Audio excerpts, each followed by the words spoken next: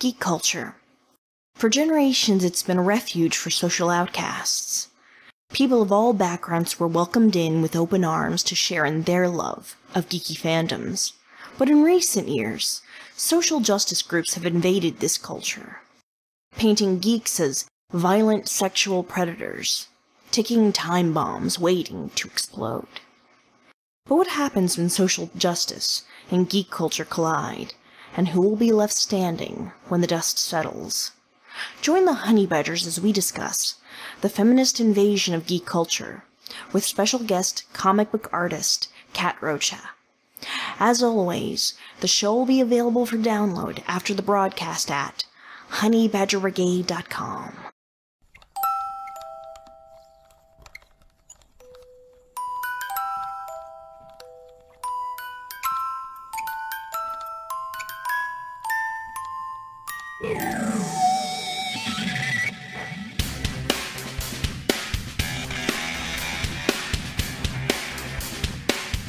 Like a furry torpedo to the jugular.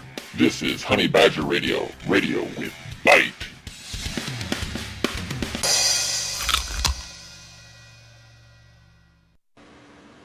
Hello and welcome to Honey Badger Radio.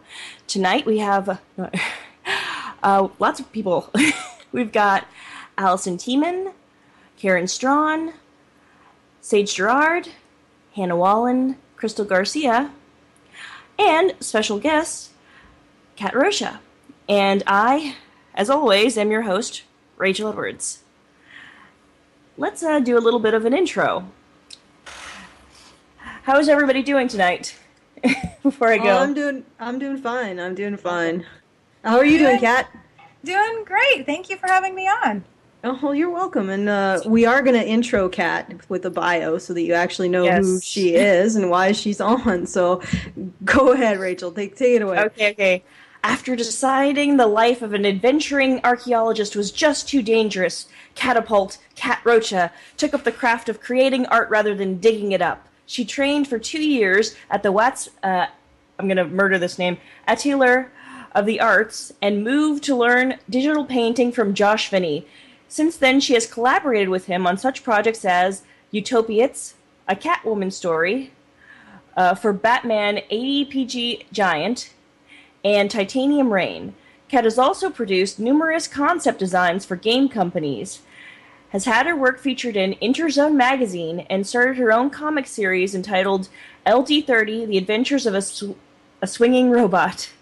Since then, she has founded her own publishing company, 01 Publishing, written a column, The F Word, on comicrelated.com, and edited the hit Kindle horror anthology, Whispers from the Abyss. Okay, I think. Thank you. You're welcome. Oh well, I'm actually taking the kudos for Rachel. They're all mine, I tell you. Okay, so question, Kat, are you really an archaeologist? No, I wish I was, though, sometimes. It had been a childhood dream, but I just suck at math and I don't like begging for money. Well, it's understandable. Yeah. But, growing up, Indiana Jones was one of my personal heroes. I loved Raiders, and I saw Last Crusade in the theater about 20 times, and I think I was the only person in my entire family who liked Temple of Doom. So... Wow. Well, but you know, honestly, I don't know whether you're missing out on that kind of adventure, because I think probably most of archaeology is like mind-numbingly boring work with like a brush and writing lots and lots of papers. Yeah, and malaria. Malaria is a load of fun. And with Netflix Monday, you get to drink lots of gin and tonic. Yay! As an archaeologist, but is it necessary to be an archaeologist to drink gin and tonic? That's the question. Well, but malaria gives you the perfect excuse. Exactly. Ah, I see. Okay. Of course, it's the tonic, not the gin, that helps fend off malaria. So I don't know. But the gin makes it go down easier. Okay. It's all of it. I like our guest ready. I really do. Oh, thank you. All right, could you tell us a bit about yourself and how you got into the industry? Oh, sure. Yeah, all seriousness. Basically, well, let's see. Long story short, I was at art school, going to the atelier. I'm gonna slaughter this. I think it's an Italian word. I was at the atelier learning to draw, and because at the time I thought art would be a great career for me. And I was dating Josh Finney at the time, and he was really into comics, and he had all these wonderful stories that he wanted to tell. And he was an artist too, but more of a digital artist. And we got to talking one night, and he asked me, do you want to come with me on my graphic novel adventure? And I said, sure, that sounds great. So that's how I got into comics, was actually being his penciler and flatter, which means I drew things in pencil and then put in the basic tones, and then he would digitally paint everything. Wow. That's fantastic. Mm-hmm. So how did you get into the F word, the column? I was writing? really angry. Basically, let's see, I started doing comics in 2006, and we were with a company, Bloodfire Studios. They published our first book, Utopiates, and just, it was weird. I had been to Comic-Con before, and I knew what to expect, at least, from being a visitor from that side of the table. And, I knew there were weird guys at the show, but hey, you know what? That's the environment. Who cares? What got me was the second I was behind the booth, suddenly every female was coming after me saying I needed to do their books. I needed to work with them. Why was I wasting my time with this man? Why was I wasting my time with this company when I could be drawing their books? I was holding myself back. Little Lulu, of all people, was like the worst trying to, recruit me. And I was fed up with it. Okay, just a sec before we go on. Could you give us an explanation of Little Lulu for people who... Is that really, really old comic book from like the 1950s? It started off as that, and then a group of female creators kind of rallied around this character, and she kind of became their icon. My apologies, I am totally wrong.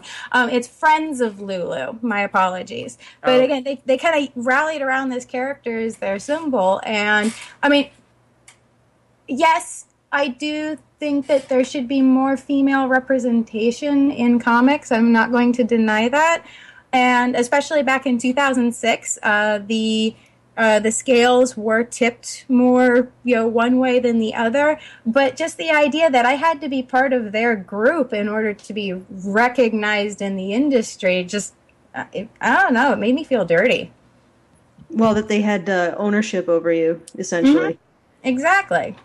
Yeah, and you had some interesting things to say in your column. I actually, if it would be okay with Rachel, I'm going to totally blow the schedule. All right. Do it. But as long as we get to our segments, they're really going to tie into this. Okay, but I would like to do because I wrote a review of your column, Kat, and uh-oh. Yeah. So this is a review of Kat Rocha's F Word. Where can people get it, Kat? Comicrelated.com. I will have to say it's been on hiatus for several years. But it's good stuff. Like, if you read it just for what it is, even back then, even if it is on hiatus. Okay, so this is the review. As a longtime aficionado of comics, and an individual who also hates it when women play the female card, I'm amazed I lived this long without reading Miss Rocha's F Word. I suppose a column promoting personal responsibility for women just isn't a good sale when you could be writing how-tos on fluffing and primping your victimhood, maybe with a bit of an edge so you can get the perfect broken bird allure of a so-called strong woman who manages to have zero emotional control. Speaking of strong women, and the person who's typing, please stop. Speaking of strong women, so-called strong women with zero emotional control, F-Word has some strong words for alternative comic, quote, strangers in paradise, end quote.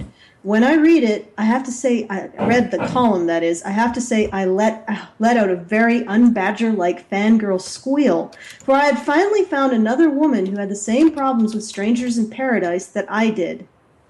The female characters are, to a woman, evil cunts.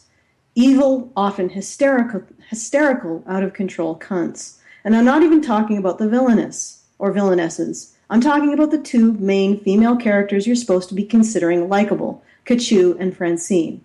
But let me step aside and let Kat explain, quoting from her column. I hear a lot of people sing the praises of this book and what strong female characters it portrays, but I couldn't find a single one. They're all unstable, spiteful, and abusive. They're ruled by their emotions and prone to irrational acts that usually end in violence. They never take responsibility for anything, and there is no indication that they have any desire to change. To me, this doesn't indicate a strong female. End quote. Thank you, Miss Rocha. It needed to be said. This isn't the last of the wealth of wisdom in F-Word. On the lack of female creators in the comics world, Miss Rocha says the following, quote, every time a woman falls down in this industry and refuses to get back up, there's an entire cult of internet feminists out there ready to comfort them with the ultimate and self-serving excuses. It's not your fault you failed. It's a male-dominated industry. End quote. Well said. One last gem from Miss Rocha. On the use of the F-word, or the female card in the comics world, she has this to say. Why the rage? Well, there's a whole lot of reasons, really. Too many to list here for sure. But by tacking the F-word onto everything we do, female artist, female writer, female whatever, we women diminish our own accomplishments. We cheapen our art, pander to outdated ideas, and create divisions where there needn't be any. It seems like a lot of women in comics expect special treatment, and when that special treatment fails to materialize, they cry discrimination. For being treated equally and being judged on merit. Must take a lot of space in the old brain pan to fit in that much contradiction. And that is the end of my review. So I wanted to say that it's a great column. So check it out. If you find it, check it out because it's got a lot of interesting things to say. And specifically, I wanted to pull out one thing that I didn't quote about women in comics. You mentioned, Kat, that when you were a kid. The difference between how you were treated when you would fall off your bike versus how your brother was treated, and how I believe your parents would say, it's okay, you tried, you don't have to do it if you don't want to, whereas your father would tell your brother, get back up on the bike, give him a few tips, tell him to get back up on the bike and do it. And then you made the connection between that kind of treatment and the fact that women, when it starts to get tough, they give up, and that's why there are not as many women creators in the industry. I wanted to see if you had anything additional to add, or what do you still believe that, Kat? Yes, I do. First off, need to apologize about the sounds. That was my neighbors. Yes, I definitely believe that. In fact, I think that extends to not just comics, but many industries, especially the ones that are so-called male-dominated. Is that with programs like affirmative action and special consideration for getting into college, and just all of the gender-based privilege programs that are out there, girls are being raised to think that the world is cushioned just for them, and that they don't have to try as hard to achieve the same things that boys do. And so when it comes to something that's actually tough, they don't know what to do, and they freak out. And especially in an industry like comics, where it is entertainment based, it is based on people's reactions. If people aren't paying money for it, you don't succeed. That's empirical. You can't fake that. You can't pretend on that. And I don't think a lot of girls who are out there can deal with the idea of actually having to propose things or having to prove themselves. Yeah, I would agree. And I think you're right. It is what stymies a lot of effort. Just to use an example from my own life, I have a webcomic that I was promoting 2 weekends ago at a convention. And I was sitting there at my table and was in the artist alley, and for completely unforeseen reasons, the table I was sitting at was not really very good in terms of traffic, because there have been several artists next to me who left. And you know how if there's a gap in the column of art, people lose interest by the time they get to your table, so they just glide past it. And I was also promoting something completely original, so nobody recognized any of the characters, and I could tell that, it's a fan convention. They're going through the aisles, and they're looking for characters that they recognize. And when they see one, and it's their favorite character, they go and they talk to the artist. I had no advantage in that score. And the first 15 minutes there, nobody was coming up to my table, and I was thinking, oh, God, this is going to be really a total loss. And then I just picked myself up and said, well, you know what? These are the cards that I've been dealt. I need to deal with them. I got to get up, and I got to sharpen my elbows and start pushing my way in and being aggressive. So that's what I did. And across from me, there was a very successful, and she's a very sweet woman, very, very good artist. She was doing fan art, and people were flocking to her table, whereas I would have to pull them in. I'd have to go and say, hi, have you seen this graphic that I've created that's of my comic? This is my comic name. Here's a business card. She was just letting them come in. But when we talked, she said that she was trying to launch her own original artwork. And I think that the fact that women don't have to deal with rejection on a day-to-day basis is what was stymieing her. She got to sit behind the table and have people approach her. In order to launch an original piece of work, of media, I had to get out and approach people. And for whatever reason, I didn't have a problem with being rejected. So I was able to go out and do that.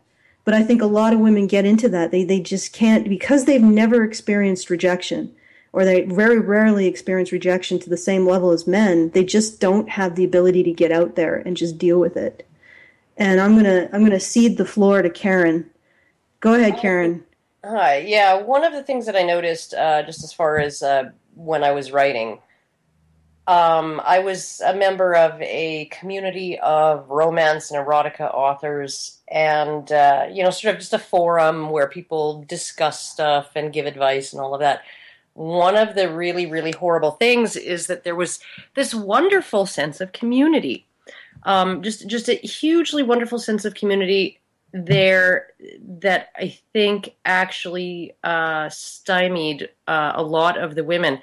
They got absorbed into the community itself, and then it becomes about the community and the sisterhood and all of the positive affirmation and all of those things, rather than actually just putting the words on the page, sending query letters, and getting yourself published, right? The mission completely changed once a lot of these women entered this community. And I think that probably even like 5 years later, some of them are still there, never been published, right? Because the mission for them changed when they had that huge affirmation, and that huge supportive community.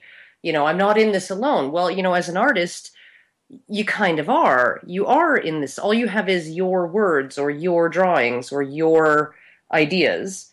And if you don't ever actually put them out there in the market, because you're busy engaging in this big, huge, loving, wonderful community that's just so comfortable, right? It's so comfortable, you just never want to venture out of it. And I think that women may, even extremely really talented women, may have they may be a little bit more susceptible to that kind of thing, to prefer the comfort of, getting the constant, oh, that was great. That excerpt you posted of your work in progress is great. It becomes about the progress, not about the work.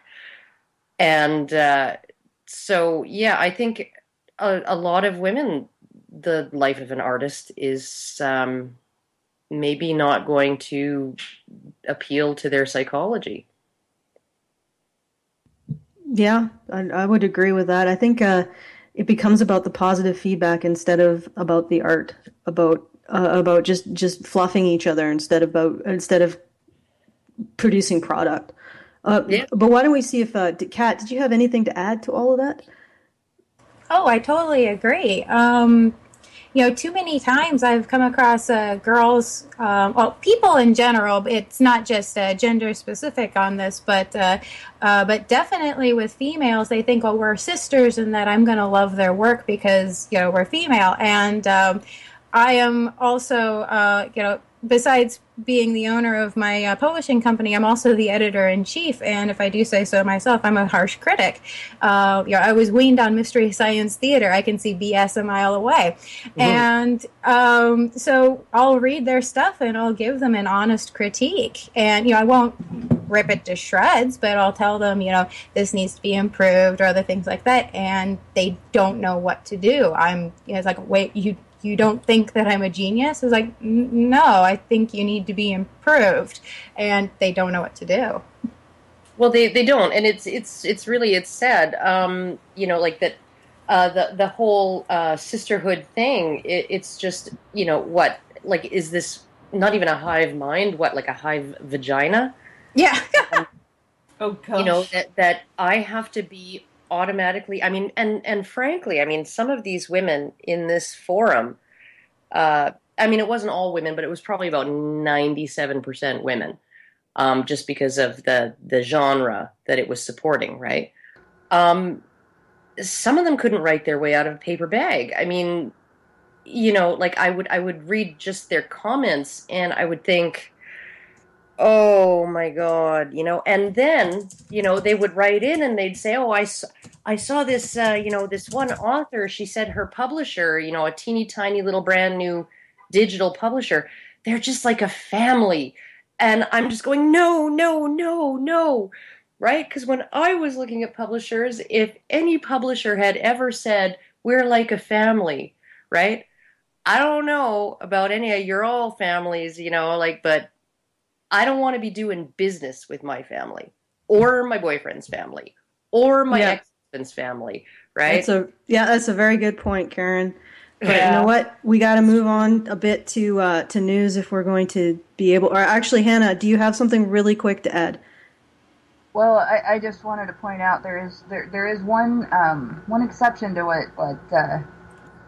what you guys are talking about, and that really is people who are sort of coddling those girls who prefer the illusion of success over working for it seem to have to attack girls who are successful because they have earned it. And have you ever noticed, Kat, it's probably happened to you, where someone who is comforting someone who didn't succeed because they didn't do everything they needed to do by downplaying your capability or how you earned where you are.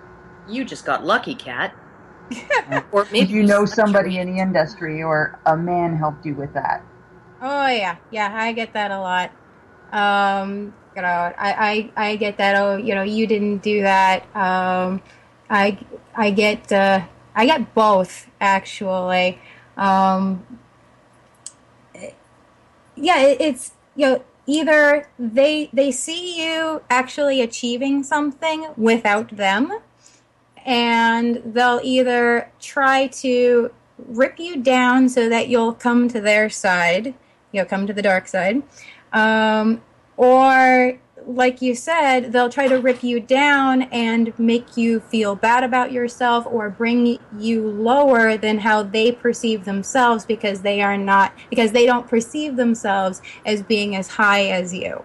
And really, that's the thing, is it's all perception from what I've noticed. It doesn't matter if you're talented, if you actually have something, worthwhile to share with the world. If you perceive yourself as not as good as, so many women in the industry that I've come across, not all of them, which is good, but so many of them will try to tear me down one way or the other, or try to get me to work with them to elevate themselves. It's almost like an effort to control your sense of belonging there. Mm-hmm. Yeah. Exactly. And and they all hate the fact that I partnered with my husband. Yeah, they just it boggles their minds. They can't stand it. I had a person, a woman who was going through our art portfolio, and it's a bunch of were his pinups of girls. And and they're just like, oh, that's this is tasteless, this is disgusting, and they're all very tasteful Varga-esque pictures. And then you get to mine. I do hardcore robot porn, and hot, yeah. And I got to my particular piece entitled "Power Tool," where this woman's going down on her man, and both are very into what's happening, and. Yeah, she like her eyes just popped out of her sockets, and she goes, "You let him do that?" I go, "That's mine," and she didn't know what to do on that. Oh, that's even better. She was That's get mad because she thought he did it. She actually "Are you sure?" It's like, yeah, I'm sure I drew that. I really am. Because you might not remember. Good. Oh, don't you know you've been possessed by the patriarchy, Kat? They're just using you as an avatar. Internalized misogyny. Oh yes, I'm a tool. But we've got some wonderful show segments here. Geeks for Consent. Unless you guys have anything else to say before I begin. I think you'd better just go for it. Oh yeah, okay. Geeks. You don't have my consent. You don't have my consent to go. Okay, never mind. Go ahead. Okay. Geeks for Consent is a feminist anti-harassment group based in Philadelphia. The group formed to combat what they feel is an epidemic of convention harassment. This year, the group began a petition trying to force Comic-Con to adopt a full harassment policy. They were present at Comic-Con and posted flyers in the bathroom suggesting that cosplayers report the harassment to them. While convention harassment is a problem, many of the cons, including San Diego Comic-Con, already have zero-tolerance harassment policies in place. A simple look at the Tumblr and Twitter account of Geeks for Consent makes it clear that there is an agenda behind this group. Sorry, I'm messing up a little bit. A good portion of these women are not geeky girls in the traditional sense. They are easily offended women that joined in with geek culture once it became cool. They are not interested in any improved policy that Comic-Con might enforce. They want them to submit to their definition of harassment, which includes things like unwanted compliments and having their pictures taken. They want con staff members to undergo sensitivity training and post up signs clearly defining what they feel are behaviors that are unacceptable. While these things might make women feel safe, they would terrify men, because it's rather clear that these policies would be focused on protecting women from any harassment real or imagined. If Comic-Con wishes to improve its policy, it's unlikely that pandering to these women will help, and it's even less likely that there's anything that they can do to satisfy them. So, discuss. So they're actively encouraging women to, if they feel harassed, to report it to them instead of, say, security or authorities or I think police. they're talking about the basic. I think they give the number for the Comic-Con security, but I can't remember. I can find the picture of the flyer that they posted in the bathrooms without permission from San Diego Comic-Con. And they do encourage you to tell your story and give it to them for the website. And interestingly enough, out of all the people at Comic-Con, there was only one person who reported harassment to Geeks for Consent. You know, if the environment was anything like these feminists are claiming, if the environment was, terrible and dangerous for women, and women were getting terribly harassed left and right, and not just irate, but actually really, honest to God, harassed and followed around and endangered, giving them mixed signals about who can help them if they are endangered is probably the worst thing these people can do. That's terribly exploitative, because you sit there, think about it. That's the problem I had. I'm like, why would you sit there and come in and say, okay, report to us in addition to security? I think the one person who reported didn't actually report this to security. And I'm like, why aren't you reporting this to security? They have a zero tolerance policy in place, meaning that the moment they find out that you have done something incorrect, that you've touched someone inappropriately, that you've, violated them in some way, they will toss that person out of the convention, and they have the ability to do that, no questions asked. Yeah, that's just the same thing Voice for Men did. And the same situation, there was a guy there that was doing that. It was and he didn't seem to be actually dangerous or anything. He was just upsetting some people, and not even very many, and they tossed him out. But it took longer to find out about it, because the person who was apparently genuinely upset based on what he wrote in his news article didn't bother to tell security. He went off and wrote a news article about it instead. And this is how it becomes obvious that this is not an effort to protect women from danger, or anyone from danger for that matter, but to capitalize on the demonization of male sexuality, to capitalize on the feminist victim franchise. This idea that instead of actually doing something about the problem, going to an authority and saying, hey, make this stop. Well, just to clarify this, before we go any further, just so that you guys know, the people, the founders of Geeks for Consent are actually the same people who, they got together a Philadelphia chapter of Hollaback Girl, which is, God. It's that group where they're anti street harassment, and I think they hand out cards to people saying, what they call street harassment, which is like if you're walking past a guy on the street, he says, "Hi," that's harassment.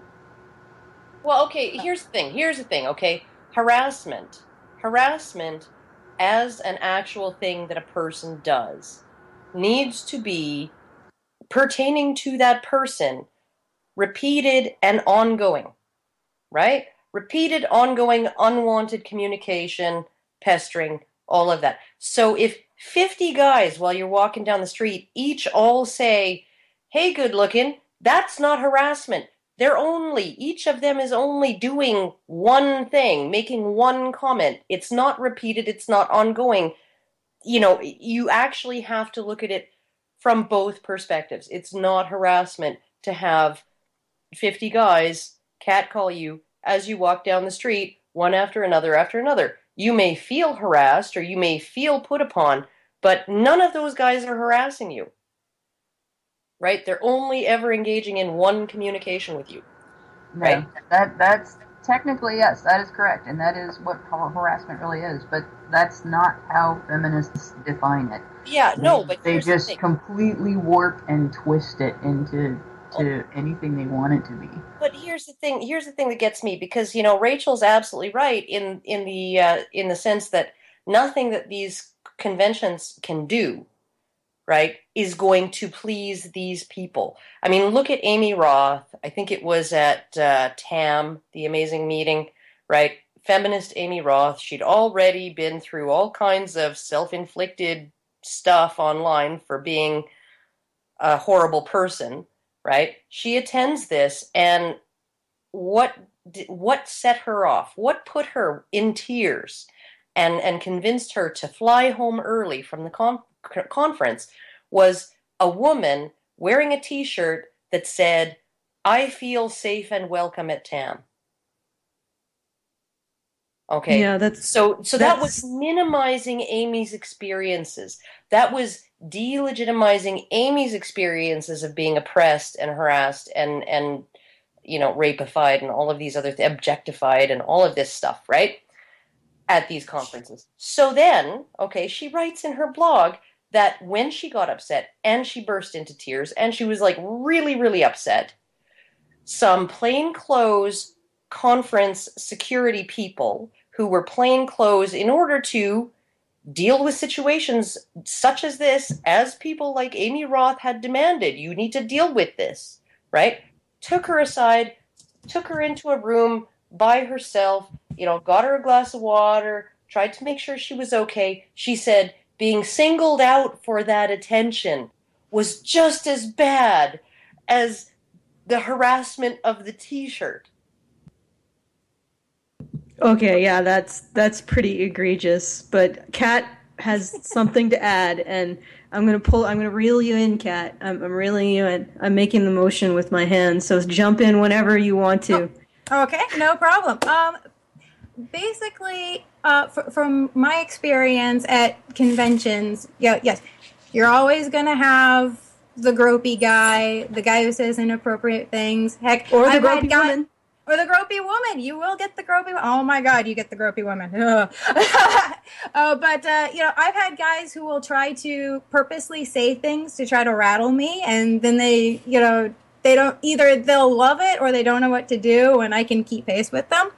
But with these cons, I think the big problem with comic conventions, specifically San Diego Comic-Con, is it's in this state of flux. And what I mean by that is there is no defined rules on what to expect. I have a friend, her name is Sherry, and she's one of the organizers for AVN. And just a second before you go on, what's AVN? Oh, I'm sorry.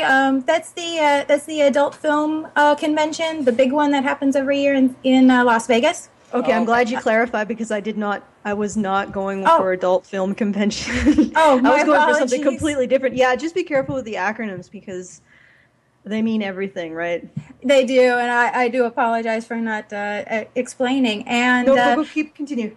Yeah. Basically, you've got porn stars there. You have women who are wearing basically, dental floss, if anything at all. You'll have pole dancers, but they have never in the history of the show ever had a problem with harassment, groping, or anything like that. I mean, you'll get the weirdos that go there, but what it is the convention itself makes sure that there's adequate security. The companies and the booths themselves make sure that there's adequate security. If performers are going to be out there on their own, they make sure that, they have at least somebody with them, and everybody at least knows the score. Everybody who goes in there has the general idea of you don't touch, and if you do take pictures, you don't touch things you're not supposed to unless the person says it's okay.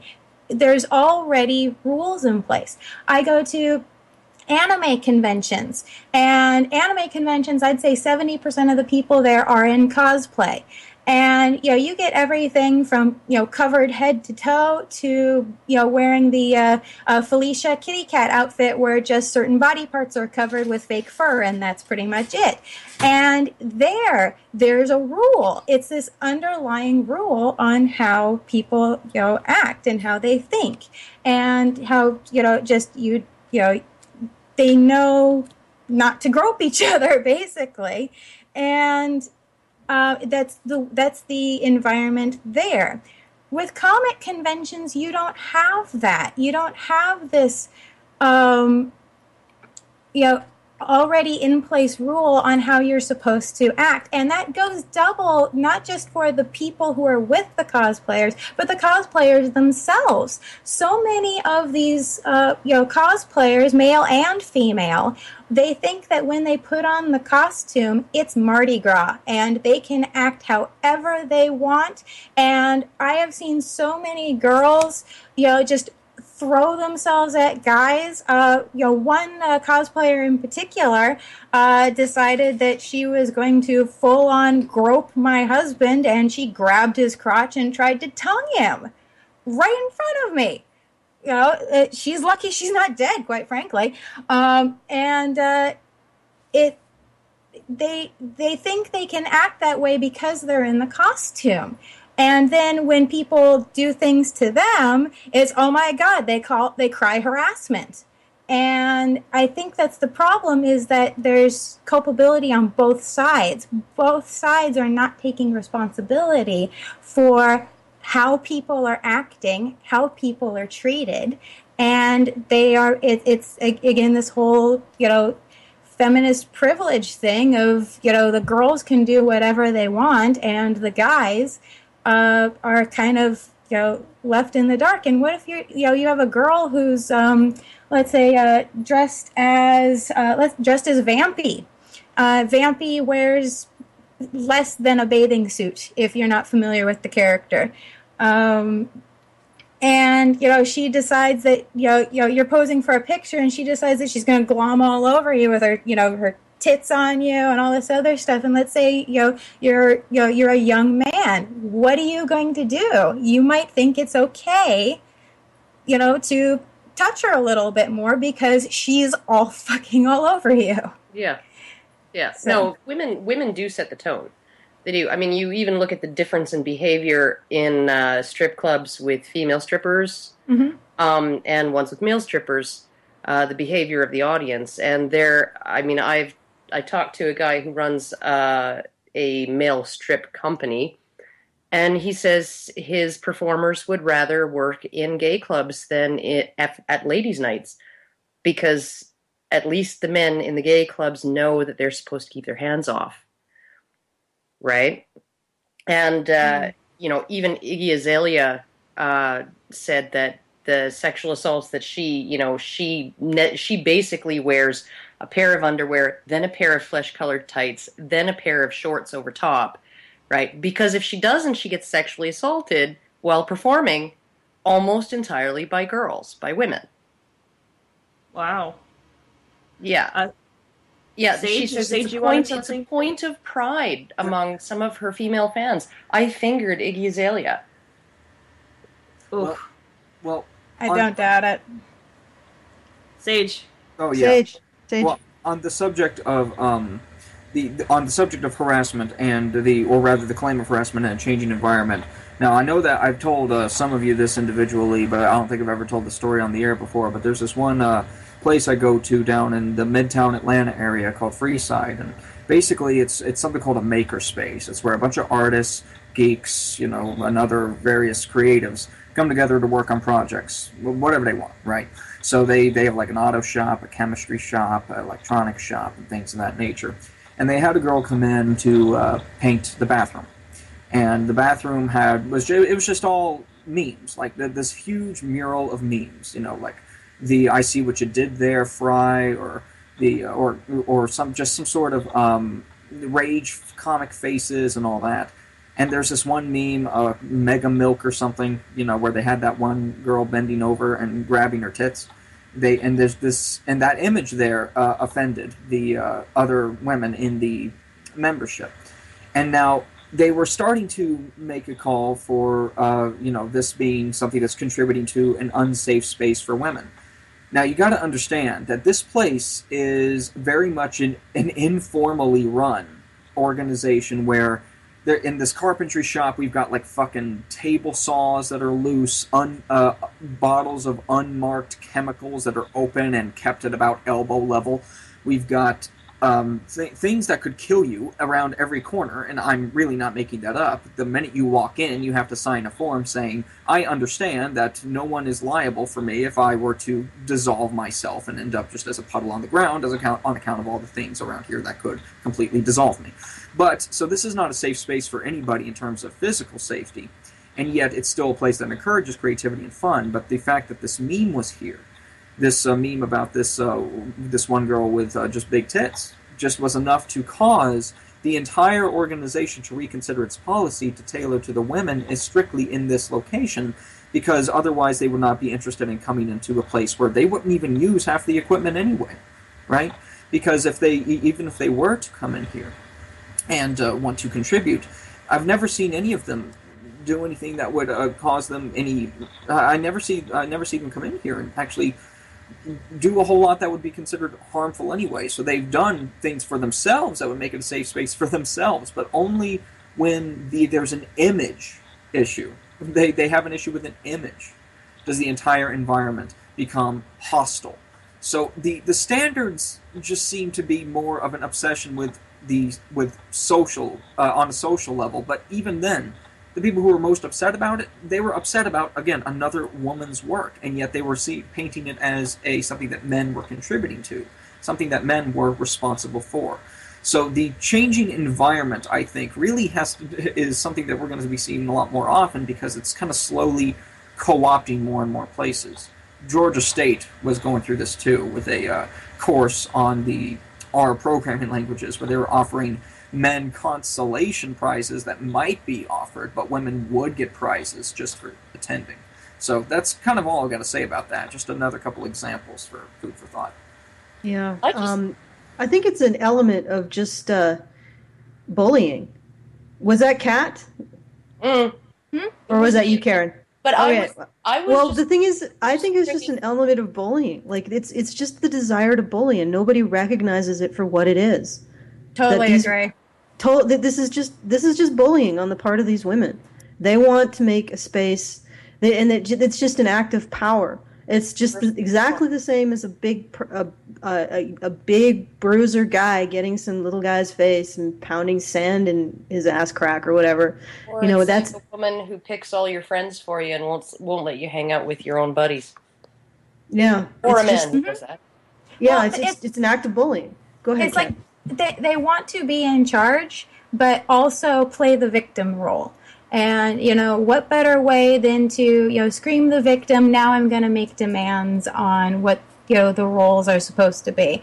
I don't know if any of you are familiar with Janelle Aslan. She's become a very popular feminist, writer in different news sources. And she's got these percentages of like, okay, this is off of bitchmagazine.org. To put these percentages into perspective, if 13% of San Diego Comic-Con attendees have unwanted comments of a sexual nature made about them this week, that would be around 17,000 people. And if 8% of the San Diego Comic-Con attendees are groped, assaulted, or raped, that's over 10,000 attendees suffering harassment. Now, honestly, that's a gross exaggeration of what goes on there, but they play these games with these numbers to make it sound like it's this horrible thing, so that they can then take in and change the roles. Janelle is also the person who said last weekend I called him, meaning my father. This is on XO Jane, and explained that I had finally hit that magical level and had received my first rape threat. So, and what she's happy that she's supposedly, if you read the article, they're not really rape threats. They're obviously just guys just messing with her. But she's happy that she's receiving rape threats about what she's writing. Why would you be happy about this? Well, I don't know. I was kind of proud when I received my first ones. But rape threats or rape apologia accusations? Rape threats. They were rape I haven't had a rape threat yet. But I have been called a man. Mine weren't even threatoids, like I hope you get raped. They were actual threats. It was like 20 of them hit my Apple Mail within the course of 2 email scoops. So within 10 minutes, 20 of these threats posted to my channel, my YouTube channel, right? I just masturbated to you. Now I'm coming to do the real thing. I'm going to rape you. I will make you weep. And I'm sitting there thinking like, what now? Because this is a mess, right? I think they know that it won't work on me, because they think I'll take it probably as like a compliment, like, oh, I hope you get raped. And I'm like, oh, you knew about my fantasy. All right. Okay, I think this is the right moment to segue. Okay. This is the right moment to segue and do a shout out to Sandwich Heist. Today at 7:45, put a message into the chat. Don't give an inch to bullies, not even the tip. Oh. And we need to move on to the next segment. Yes, this is very important. The Millie Makara quote assault case. A 17-year-old cosplayer was found bruised and bloody by con security on the last night of Comic-Con. With groups like Geeks for Consent in the news, word spread of how the girl had been violently raped and assaulted. Soon news organizations picked up the story, and an arrest was made. Everyone was convinced that this was proof of the problem of convention harassment. There's just one problem. The cosplayer going under the name of Millie Macara and Millie Massacre was found fully clothed. After a review of security footage and a medical examination, it was determined that she had not been assaulted at all, and that her injuries were consistent with a bad fall after climbing a fence while likely under the influence of drugs or alcohol.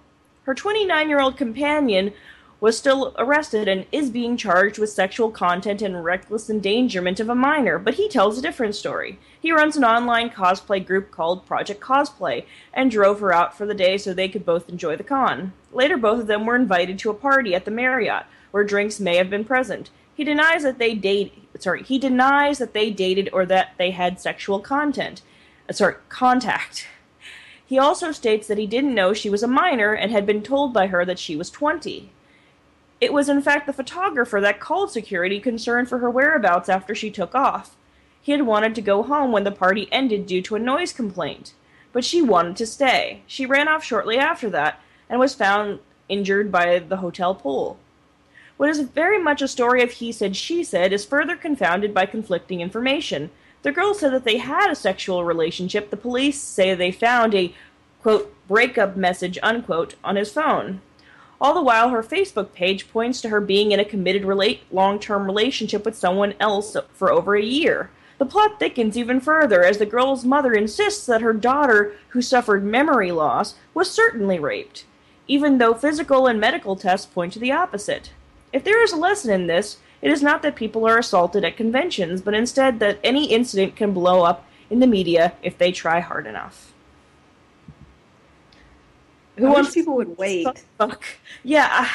I wish people would wait before jumping to conclusions, first of all. Well, the problem is her mother hopped onto Facebook and was telling everybody that her daughter had been found on the side of the road, bloodied and beaten up.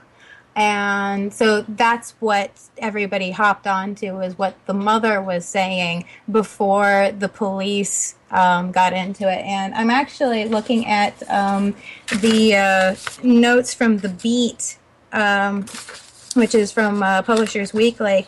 And a lot of people actually took this very seriously, didn't believe what had happened, and had been responsible in calling the cops and asking the cops what was going on to try to, get the real story. It's just a lot of news places said, no, let's run with it because, it's an attack at San Diego. This is what we've all been waiting for.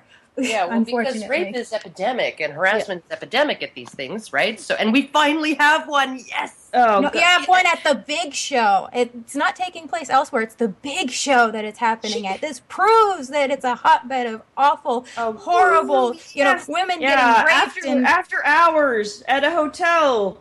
Yeah, not during convention hours. With coffee and tripping over a fence and falling 6 feet.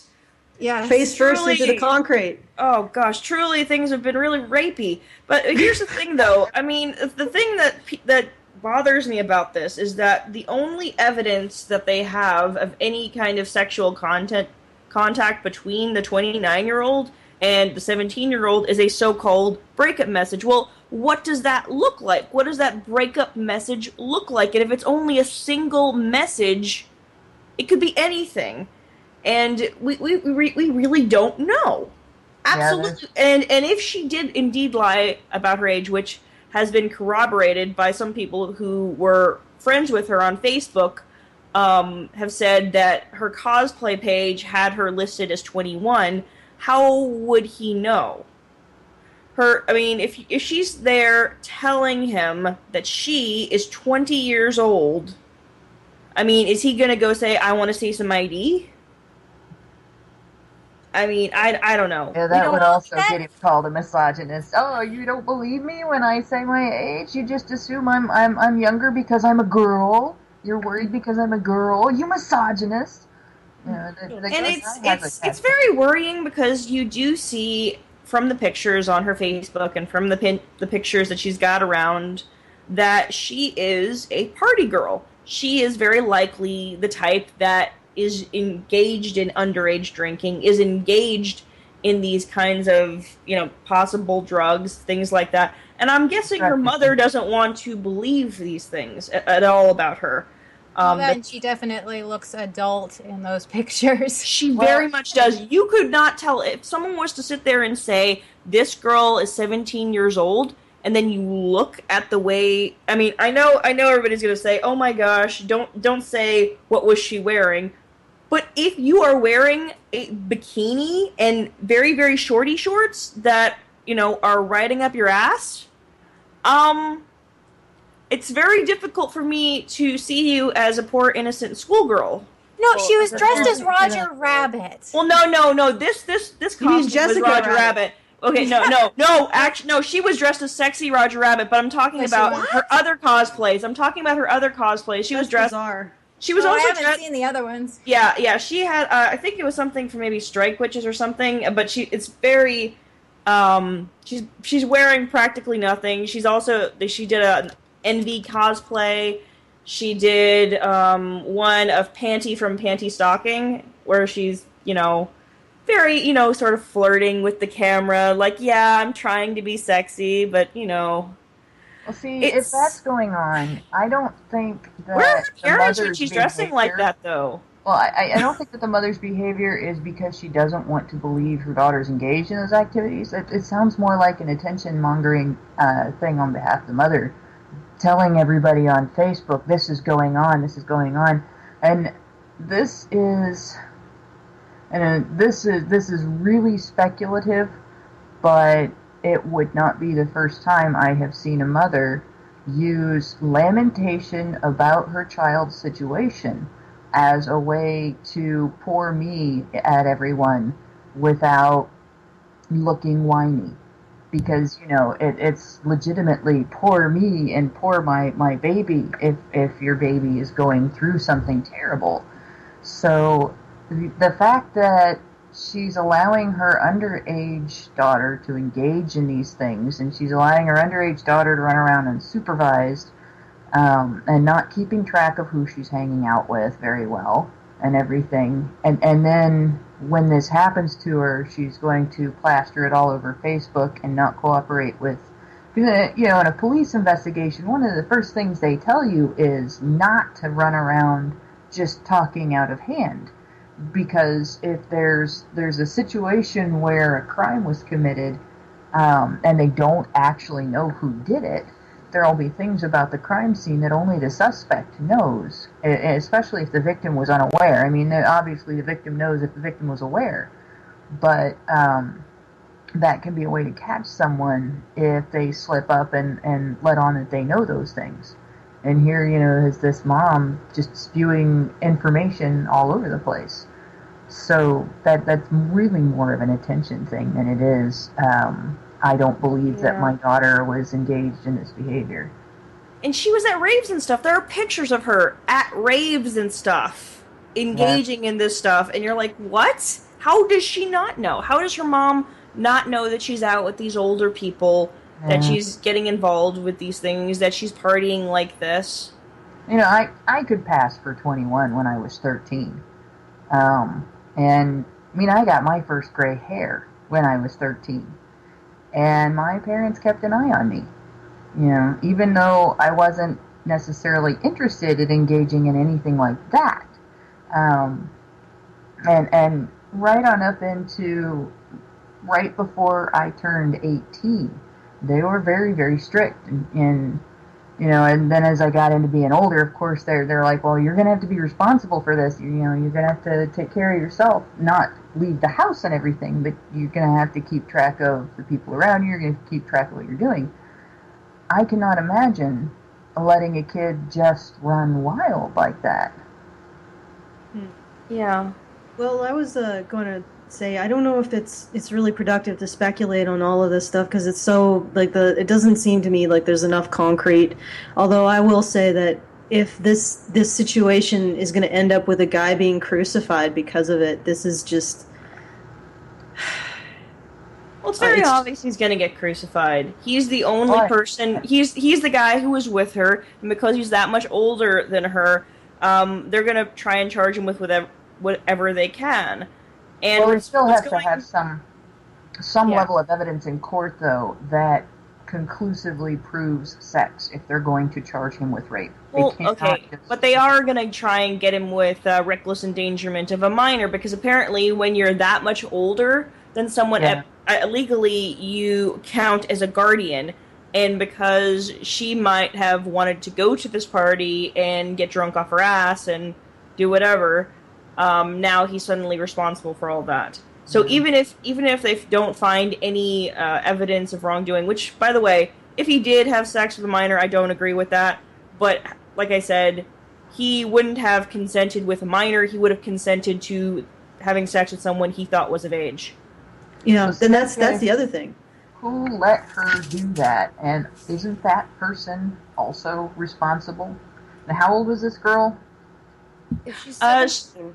If it's a strict liability state, it won't matter. She could be 15 years old. President Barack Obama could have introduced them, handing the guy the fake ID, right? And if he had sex with her, he would still be criminally liable if it was a strict liability state. Of which there are a few. That also neglect?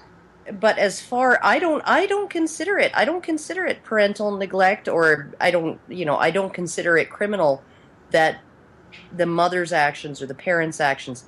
What I do consider is if a minor person who is under the legal age of consent to sex, but old enough to be tried as an adult for some other felony, as this girl absolutely was, right? If she lies about her age to entice somebody to have sex with her to commit an illegal act, basically she is abetting an illegal act when she does that, when she lies about her age, right? Both of them, or none of them, should be charged with a crime. Yep. It's how can guys be sure? Like it's not a situation. It isn't a situation where there should be strict liability, because girls can present fake ID, they can lie, they can mislead. They can get into bars, and a guy picks a girl up at the bar. She should be 21 in the States, but she isn't. And it's just something just really is not. It's just wrong about this. And even if he did engage in sexual contact with her, presumably she told him he was. She was of age. So okay, so did you want to give us an update on that, Kat? The update? I just found what appears to be the most recent information. This is from the 31st of July off of Polygon.com. And it says, according to a copy of the police report obtained by Polygon through an open records request, Kaylor, who is the guy, and the girl had, quote, a physical altercation, one witness said. The report then details what led to Kaylor's arrest. While Harbor Police was speaking with the witness, Kaylor returned without prompting. Harbor Police spoke to Kaylor, and he denied any dating relationship with the girl, but admitted to bringing her to a party at the hotel that night where there were a lot of alcoholic beverages. A consensual search of Kaylor's cell phone revealed a breakup text, which has been spoken about, and where he referenced their dating relationship. A short time later, the girl woke up in the hospital and confirmed she and Kaylor had been in a sexual dating relationship. The charges against Kaylor are for unlawful sexual intercourse with a minor, basically statutory rape, and contributing to the delinquency of a minor, getting her drunk. Okay, so that's what he's being charged with. You already saw this, right, Rachel, when you wrote up that... Yeah, absolutely. I did see that. But the thing about it is that you check her Facebook, she is in a relationship with somebody else, a long-term relationship with somebody else right now, and apparently she's still in this relationship with this guy. So it's kind of weird to see that, because if she's saying that she was having a relationship with this other guy... while being with somebody of her age, you have to wonder how many other people is she stringing along? Is she saying that she was in a sexual relationship because she's been coerced by her mother? You have to, I mean, because now she believes that she was raped. Mm-hmm. And you have to wonder if she's going to sit there and lie because she thinks that the police have not, handled the case properly. Because that's right. That's very much what's happening with the mom. She's actually saying, "Okay, I believe that she was raped and that she was assaulted." And that she's telling that to her daughter, and now her daughter is saying that is what happened, even though that's not what we're seeing. And I bet if they did do a rape kit, they're gonna find that it comes back negative that she had sex that night. It did, actually. I just find it to be like insane. Okay, so it did come back negative. They didn't have sex. Not that night, no. I find it insanely cruel to try to convince your daughter that she's been raped when she actually hasn't. Yeah, to put that kind of a narrative on somebody is incredibly damaging and harmful, and it takes years to recover from something like that. So it's abusive. It's horribly abusive. It is one of the worst mind fucks that somebody can do to you. It's like, I don't even know how to describe it. I had a group of girls try to do this to me, and it's almost as bad as going through it. Not the event itself, not being raped itself, but the aftermath. It's very disturbing, and it's gaslighting. I don't know how else to describe it. Mm-hmm. She's being gaslighted. And it's gonna fuck with her head for years. And she's gonna be in her 30s or 40s before she gets to a point where she can make her peace with it. And she may end up hating her mom a little bit for this. I still harbor a huge amount of resentment for the girls that did that to me. Yeah, if she was to go on and say things like, "Oh my gosh, I was coerced into these things. Mom, I didn't want to go with him, but he wanted to go to the party." I mean, it's very much he said, she said. And there might have been a breakup text, but that's not proof that they had sex. No, it's not proof that. And the thing is that it's even in the report. It was a dating sexual relation. Well, was it a dating relationship or a sexual one? Was it specifically just they were just texting and she might have implied more of a relationship than really was there? It's which is actually consistent. He was trying to reject her. Yeah. I can't see you anymore. Yeah, that could have been it too. Kinds of connotations, not just dating ones. Yeah. Well, it could have. That could have been interpreted as a breakup text too. I don't think that this is going where you're interested in something that I'm not interested in, and he could have been referring to an actual dating sexual relationship. You don't know unless you have the text, and that's sort of what this all comes down to, is that there's, aside from the evidence that there wasn't sex, the sex didn't happen she wasn't raped, and she face planted into concrete and wasn't beaten. So all of the insanity, this is just speculation. All of it's just speculation, and it's like we should wait until. In fact, we shouldn't even wait. In my opinion, this should never have gotten past the people who are directly involved in it: the police, the girl, the mother, and the guy. And that's it. What's really bad is even though it never should have gotten past them, it's gotten past them. And it's gotten out there, and it's become pretty clear that it's not what what people with an agenda have said. They will not, as I was sitting there taking it as evidence that their agenda is valid. When they find that it is not what they said it is, they won't take that as evidence that their agenda is not valid. When the evidence goes against them, it's meaningless because their beliefs still back their agenda. It's only when they think they found a thing they can claim as evidence of their agenda that the evidence they care about it to them. Yeah. Well, it's the whole bit of, it's like, well, okay, it wasn't that way this time, but it could have been, and that's why you need to listen to me. Uh-huh. Oh, I was completely wrong, and that's why you need to listen to me. But I mean, evidence. It's but I honestly think that, from oppression. What we need is more feminism. Women are more oppressed than ever. More, please. I have to wonder. If you say that you don't want feminism, that's evidence that you need more of it. Yes. If you don't believe that rape culture exists, that is actually proof of rape culture. Rape culture denial is a part of rape culture. Okay. And therefore you're with us. Yes. Oh, gosh. I like what you said in the chat there, Kat. Things that I have to wonder what she told her boyfriend, though, about the, sexual relationship with this 29-year-old guy that she admitted to police. I mean, okay, she's still in this... if there was that breakup text, that was during this relationship that's been going on for over a year, and you see that it has been covertly hidden in her About section, but is still present on her Facebook. So what happened there? It's not consistent. Yeah, this is just so freaking. It's very much teenage high school shit. It's very someone's life though.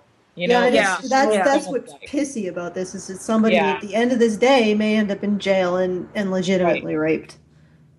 Yeah. I mean legitimately, as in there's no equivocation. This isn't, I think the rape kit came back negative, but I face planted in concrete and spent a few minutes unconscious, so something might have happened within that. And it couldn't have possibly been too long that she was unconscious unless it was like there was brain damage, so I doubt like 30 seconds or something, I don't know. Or did they just she just fell asleep where she fell? It was the she was unconscious. She was unconscious when they found her. She got I think it was it said orbital fracture.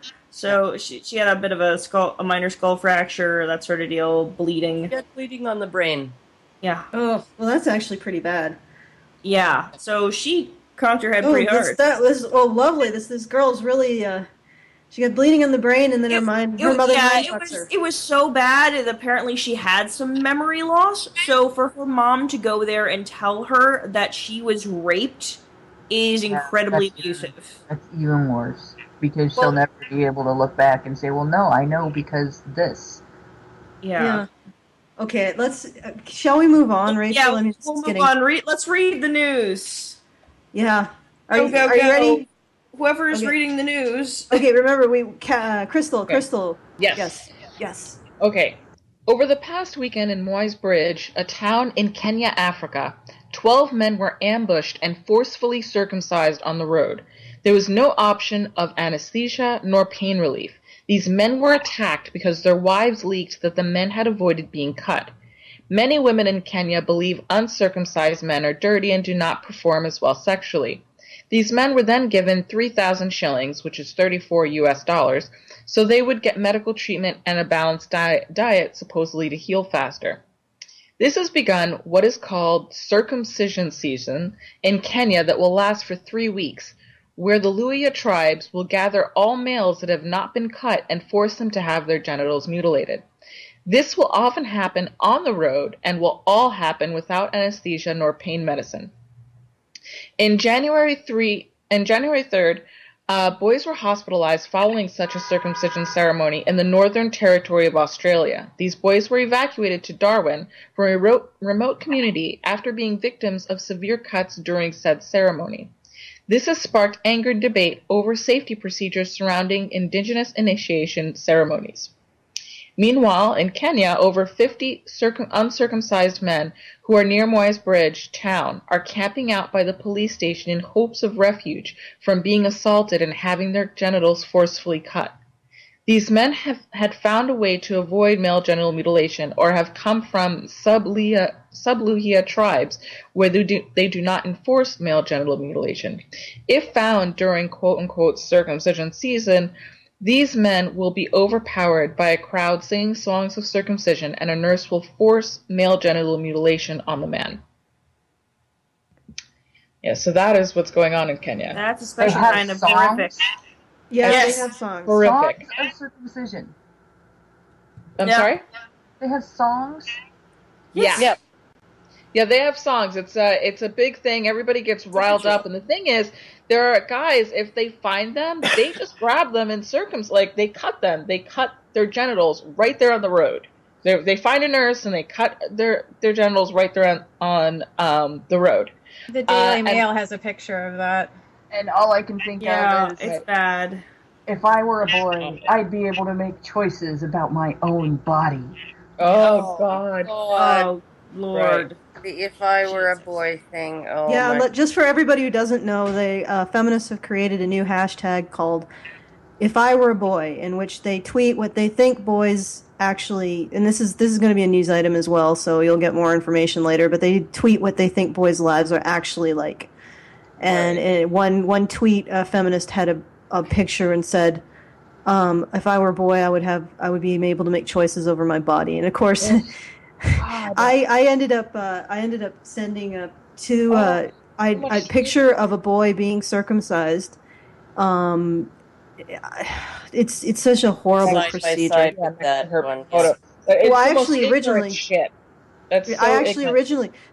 originally just tweeted to that hashtag and Women Against Feminism an image of a boy being circumcised. But what ended up happening is that when you looked at the actually Hannah knows more about this, but when you looked at the hashtag, the photos of the hashtag If I Were a Boy, the photo of the woman saying if I were a boy, I would have control over my body, and the photo of a boy being circumcised as an infant, like an infant boy being came up side by side by pure accident.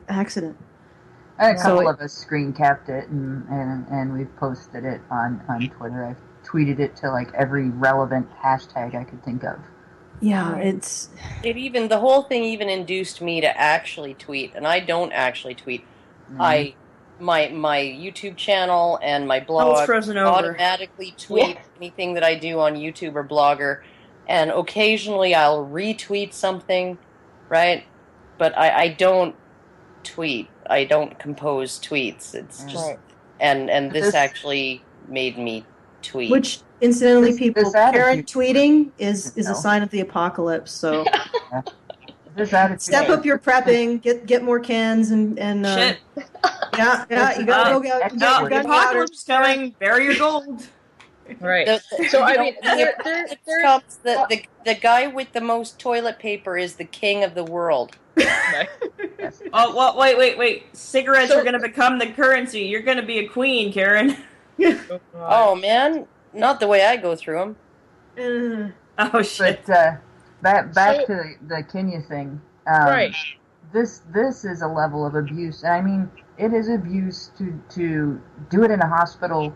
It is abuse to do it with anesthetic. It's abuse, Sam I am. It's abuse with green eggs and ham. I don't care what reason you are doing an involuntary circumcision on someone. If you haven't got his consent, if it wasn't his idea, if he doesn't want it, and there's no real medical reason for this, it is a huge level of abuse. Which is terrifying. As it is to do it to a girl. And we have this worldwide attitude that it's different because it's boys. And the worst part of this attitude is the idea that it should be done for the benefit of women. Like, it's okay to cut people's genitals for the benefit of the opposite sex. Really? Well, then why is it not also okay to cut girls' genitals to make them more attractive for their husbands? Right. I've had that that's a big one for me, is when, the conversation goes into, but it feels better. I don't really care for that conversation at all. To me, I think it's just completely unacceptable to bring this conversation of cutting a boy's body for someone's supposed, it's not, whatever, it's not even real, but it's, they make this conversation that's not even a reality. And it's wrong. It's wrong to say, this would please me because I'm going to cut. If we were to gender flip that, no, it would not be acceptable. Oh, yeah, then they would gender flip out. Exactly. Yeah. And then people would be like, what? That's not right. Yeah, it's Well, the thing is, what's interesting about this is against men's will, and they won't see the injustice in it and the misandry in it. Like feminists and also all of the international aid organizations, the ones that are actually pushing this shit. That's the most egregious part of this. The people who are supposedly for human rights are pushing a lot of this behavior, are pushing genital mutilation on men, and pushing other stuff, and ignoring men's human rights. And the thing is that if you actually read about women who practice female genital mutilation, first of all, it's a very female-dominated practice. And second of all, a lot of these women are choosing to do it in the context of their culture. And feminists will say that women choosing to do this in the context of their culture are part of a misogynist, patriarchal culture, and they're not making a choice. And then they'll turn around and the fact that these women or these men are getting having this done against their will, or even infant boys having it done against their will, and they'll look at that, and somehow their choice comes in there again, and it's just a non-issue. It's not a culture enforcing it on the boy who can't, or the infant boy who can't say no. It's I don't know. It's a non-issue. It just doesn't even. It goes into the memory hole. But if it's an adult woman choosing it for herself, of course it's the culture forcing it on her. And what really, really bugs me about the discussion on this is that while feminists are going off about it being worse for women and worse for women, and they'll describe the worst types or the most dramatic types of female circumcision, and they'll compare them to, say, the more moderate American types of male circumcision. What they're forgetting is that there are some very dramatic types of male circumcision as well. And obviously not penile sub-incision, go Google that if you got the stomach for it. Well, I mean, think about castration. Penile flaying. They're horrible. There are horrible things that they do to these men. And considering the area that's being cut up, and the whole germ thing, I don't know how these guys survive without getting infections in their bloodstream. And I'm sure that there are probably, I mean, the damage is not just from the cut. Because without hospital-level hygiene, it's almost impossible to have a cut like that in an area where there's going to be urine and not end up with some sort of an infection. There was a group of... not just a group. There were men in Africa who were hospitalized because they were using rusted tools to circumcise them. Some of them, their genitals became gangrene. Their genitals fell off. Some of them were it became so rotted that they had to be taken off fully, and some of them died. Oh, many of them died. And the rest of them were in the hospital. So I think it's really disgusting for a feminist to hop into all genital mutilation needs to stop. For feminists to jump in there and say we need to make a priority for just women is disgusting. I find it absolutely disgusting. You don't jump into a human rights issue that's such intense as genital mutilation and try and create a split there. Instead of saying, especially when it's illegal in every Western country to so much as draw one drop of blood on a girl's genitals just for the sake of placating the tradition. I mean, you aren't even allowed to poke them with a needle in order to satisfy tradition. That is just as much a crime as infibulation, right? It's all blanket, completely, totally wrong, horrible, awful, egregious. And I would say, yes, it's all awful. I think that there are degrees of awful, and I would never, ever, ever, as somebody who accidentally once stuck my daughter with a diaper pin, I would never consider that to be the equivalent of accidental infibulation, right? There are degrees of injury, there are degrees of harm involved, and so, I mean, even that attitude that it's all the same, all female genital mutilation is the equivalent of infibulation, right, as far as morally, right? I don't think that's the case, and I absolutely don't think that there's any measurable distinction between removing healthy tissue from a girl and removing healthy tissue from a boy.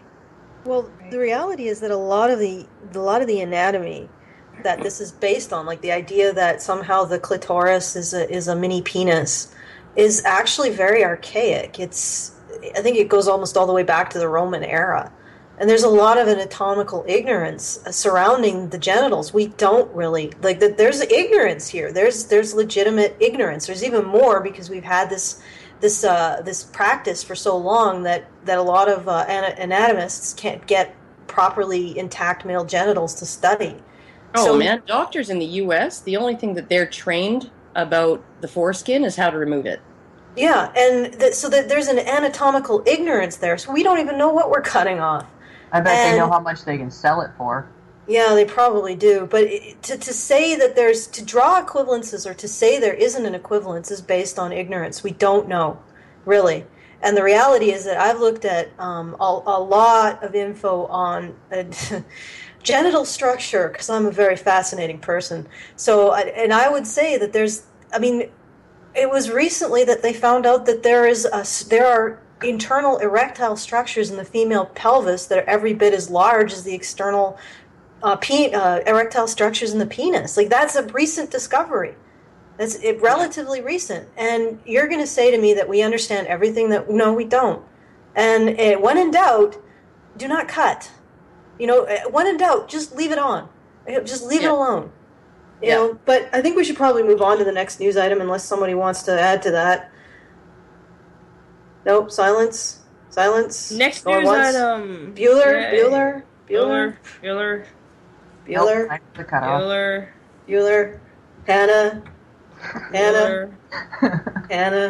Hannah.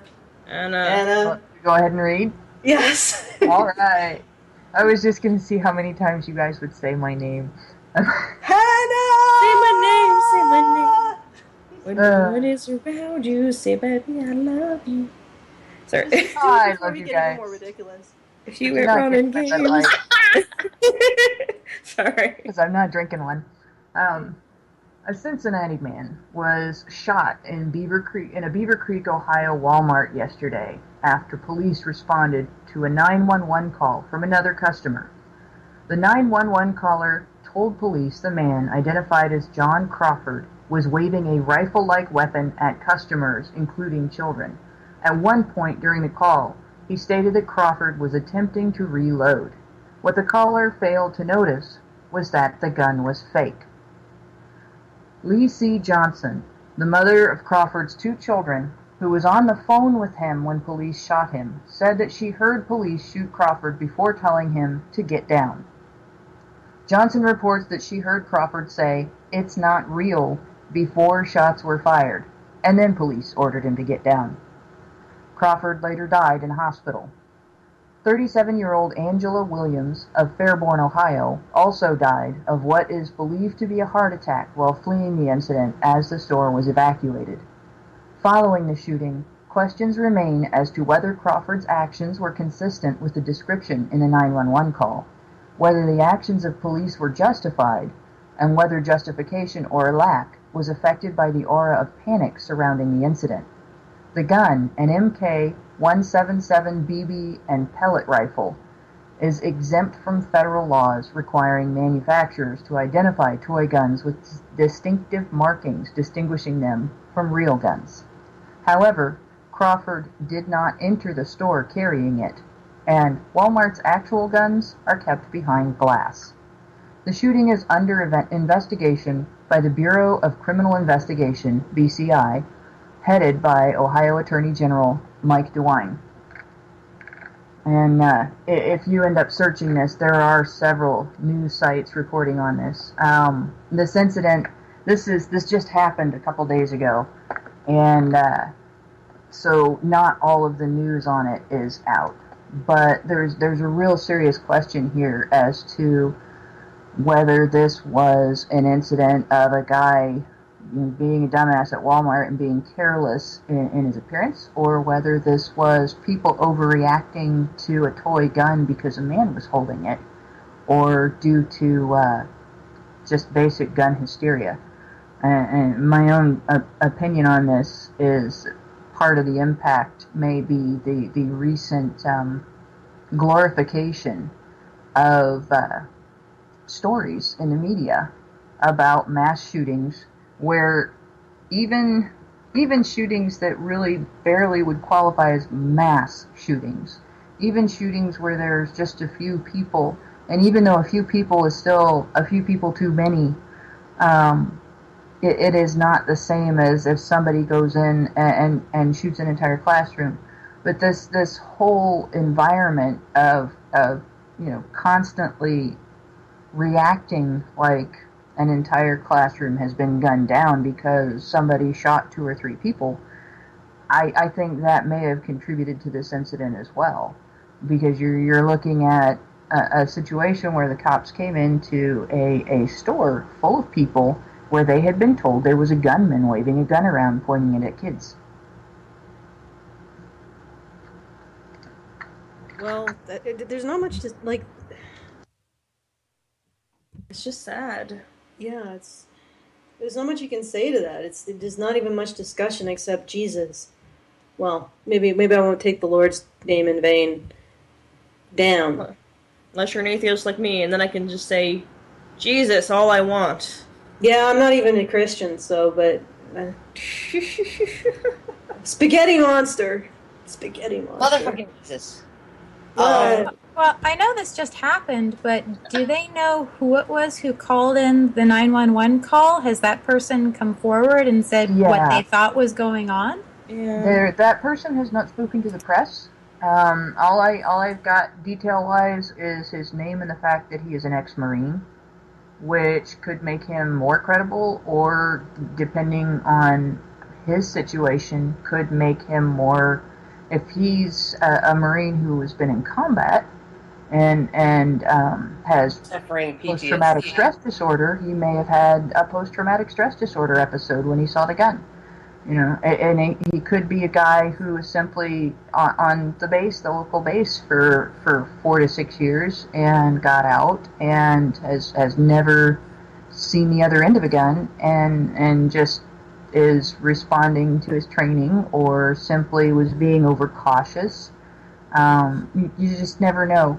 And there's not enough information about his end of it, and I have not seen any interviews with him. Just reported what was in the 911 call. Aren't toy guns supposed to, even if they're realistic, supposed to have an orange tip? Not this type.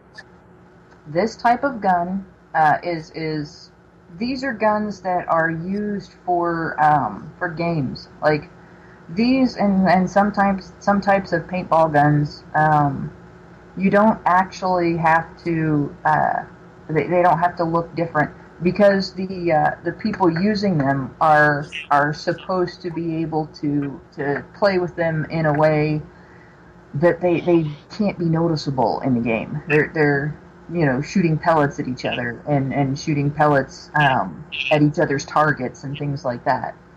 Okay. So, and hiding and sneaking up on each other, and so it was actually a gun that shoots projectiles, not a gun or something like that. No, it's a BB gun and a pellet gun. It shoots BBs and pellets. It's an air gun, and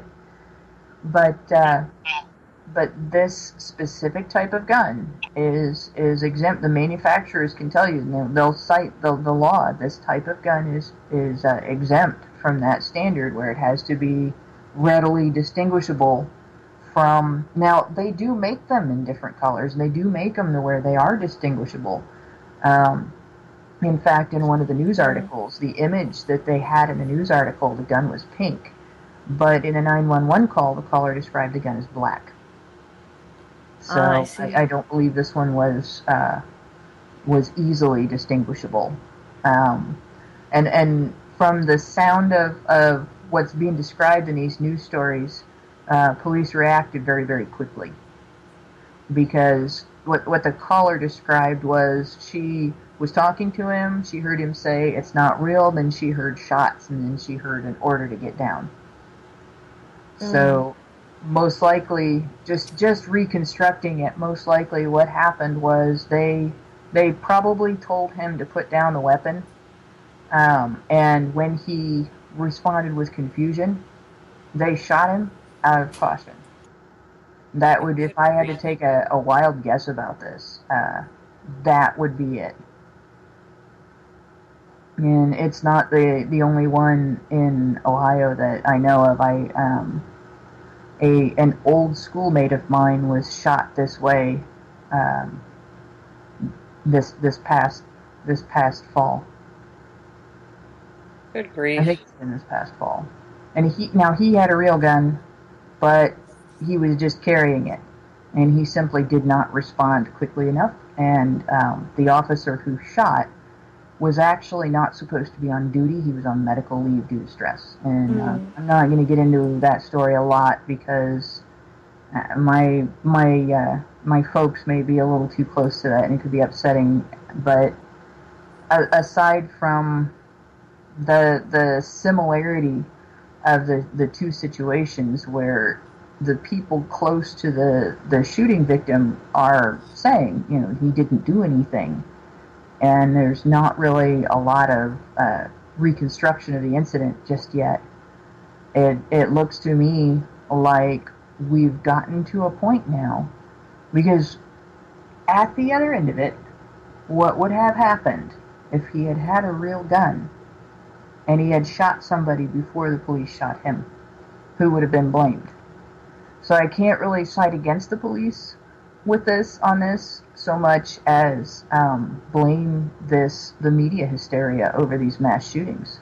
Yeah. I think things like this are a result of everybody in the world trying to seize on incidents like the Elliot Rodgers incident for their personal agenda and blowing it up as big as they can. Yeah. All right. Well, we need to move on, don't we? Yeah. And oh my goodness, Karen, I love you. If I were a boy, I'd get shot at Walmart for carrying a toy gun. Right. Yeah. Exactly. Wait. What were you saying, Allison? I was just saying that. Sorry, go ahead, Karen. Add one more thing, because Jack just messaged it to me. Walmart policy when buying a gun: an employee escorts you out of the store, then hands you the gun. So if you buy a real gun at Walmart, you don't get it until you leave the store. And when I worked at Big Five, it was the same way. Yeah, and they will not sell you ammo for the gun at the same time as you buy the gun. So Walmart can't even really be held liable for this, because not only did they not do anything wrong, they actually have a policy to prevent things like this. Right. Well, what I said to Karen was she was moving it along. Yes. And so I was appreciating her for that. And she was moving it to If I Were a Boy, which is our next news item. So, Crystal, go for it. So 12 employees from Elite Daily decided to create signs expressing, or 12 female employees, what they would do if they were a boy. This started the hashtag If I Were a Boy. Here are a few of what these adult women had to say to little boys. If I were a boy, I'd be able to make decisions about my body, read one sign, and underneath she said, only I have the right to decide what to do with my own body, the type of birth control I use, or when and if I have sex. Boys don't have to worry about the government deciding whether or not they can have an abortion. Next one. If I were a boy, I'd be courteous and remember to put the seat down. And yet another one. If I were a boy, I'd educate myself about feminism. She goes on to say, I think if more people took the time to understand the true definition and motives, the world would stop being so ugly. There's nothing ugly about equality.